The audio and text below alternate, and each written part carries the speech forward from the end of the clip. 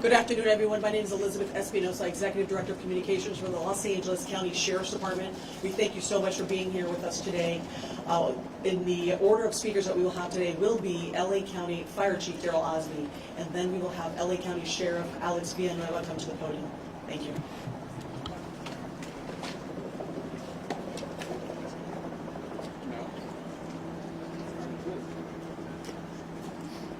Let's go live with Chief Daryl Osby of the County Fire Department. Good afternoon. My name is Daryl Osby, and I'm the Fire Chief of the Los Angeles County Fire Department. I want to thank you for coming here to today's briefing of the Willow incident.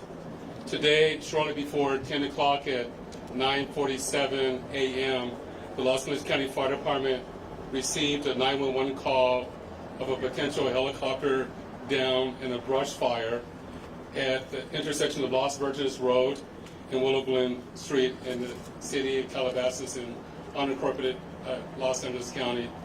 Upon arrival, our firefighters discovered approximately a quarter-acre brush fire that resulted from a crash on the hillside.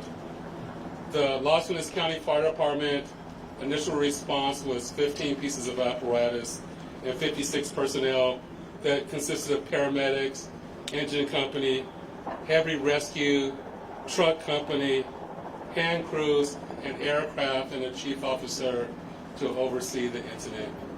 Upon arrival during the incident, and upon arrival of the Sheriff's Department, our two respective departments entered into unified command to handle this incident.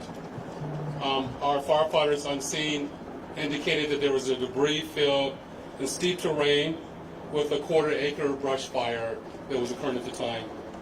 Our firefighters hiked in to the accident site with their medical equipment and hose lines to extinguish the stubborn fire, as it included the brush fire, debris from the helicopter, and the fire also included magnesium, which is very hard for our firefighters to extinguish because magnesium reacts with oxygen and water. In addition to our firefighters hiking into the incident, we had one helicopter flying to the incident with firefighter paramedics on board. Those paramedics were hoisted down to the incident early into the incident. They did a search of the area for survivors. Unfortunately, all the survivors on board were determined to have been perished.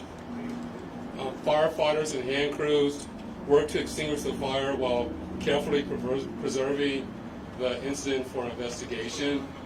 Currently, this investigation is still ongoing. I would like to turn this over to my sheriff to continue the press briefing.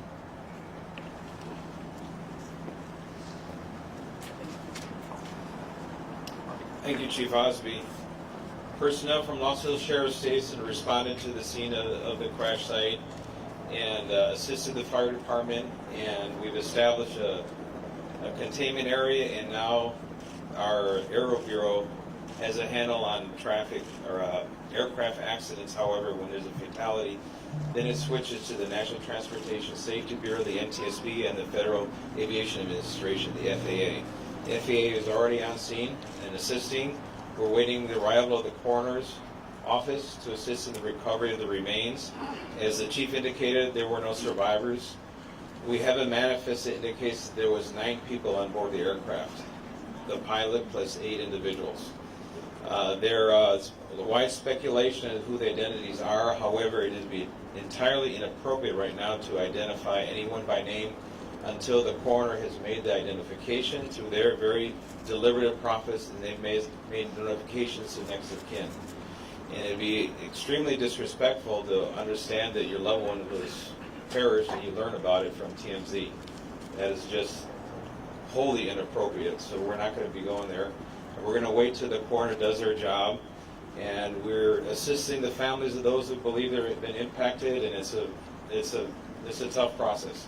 And our hope goes out to all of the members who were on board, all the family of everyone who was on board this aircraft, and God bless their souls. So at this point in time, we have nothing that we can add until the coroner does their job, and we'll be making those notifications when we have the information and we know the next of kin have been notified, then we can release the information publicly. And you'll be notified in subsequent announcements. Sheriff, if the there's one manifest thing you says 9 can and 4, confirm. does that Do we mean there were have a 9 bodies? confirmation actually of 9 bodies there at the scene? That is our belief, yes.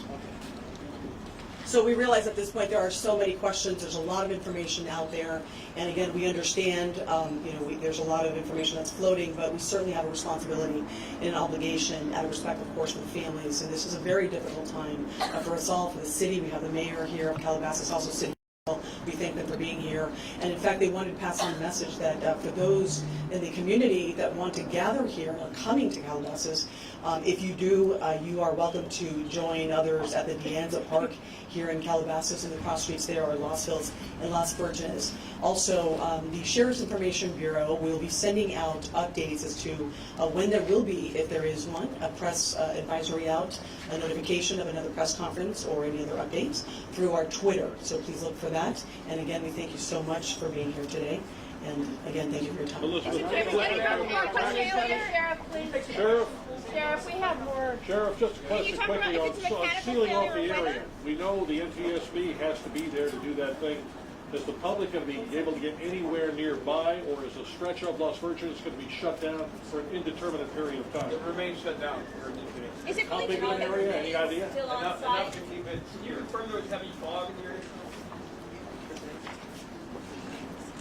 That's Daryl, the